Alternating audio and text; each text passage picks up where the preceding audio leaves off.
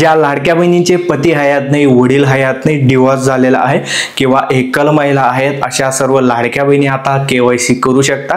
आता तुम्ही केवायसी कशी करायची त्याची नवीन पद्धत ए टू झेड लाईव्ह प्रोसेस मी तुम्हाला या व्हिडिओमध्ये दाखवणार आहे।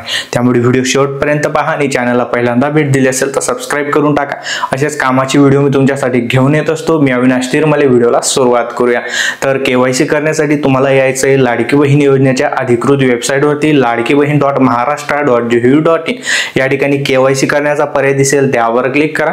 येथे तुम्हाला तुमचा आधार नंबर टाकायचा आहे, कॅप्चा टाकायचा आहे, मी सहमत आहे यावर क्लिक करून खाली ओटीपी पाठवा यावर क्लिक करायचं आहे। तुमच्या आधार कार्डला लिंक असलेल्या मोबाईल नंबरवरती ओटीपी तो ओटीपी टाकून सबमिट करायचा आहे आणि बस येथून तुमची केवायसी संपली। तुमची केवायसी झालेली आहे। तुम्हाला अपूर्ण केवायसी करायची आहे म्हणजे स्वतःची केवायसी करायची आहे। ही झाली आता तुमची स्वतःची केवायसी। तुम्हाला वडील किंवा पती यांचा आधार नंबर टाकून पुढची प्रोसेस करायची नाही आणि याबाबतची अधिकृतपणे माहिती महिला व बाल विकास विभाग म्हणजे महाराष्ट्र शासनाने एक शासन निर्णय जारी करून दिलेले आहे। स्क्रीनवरती तुम्ही पाहू शकता।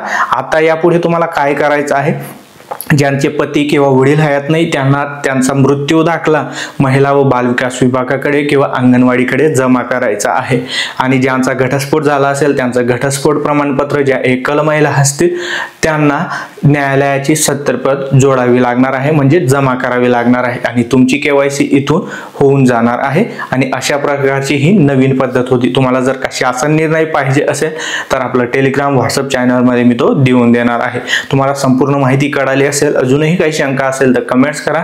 व्हिडिओ जास्तीत जास्त लाडक्या बहिणींपर्यंत शेअर करा आणि अशाच कामाची व्हिडिओ पाहण्यासाठी फॉलो आणि सबस्क्राइब नक्की करा।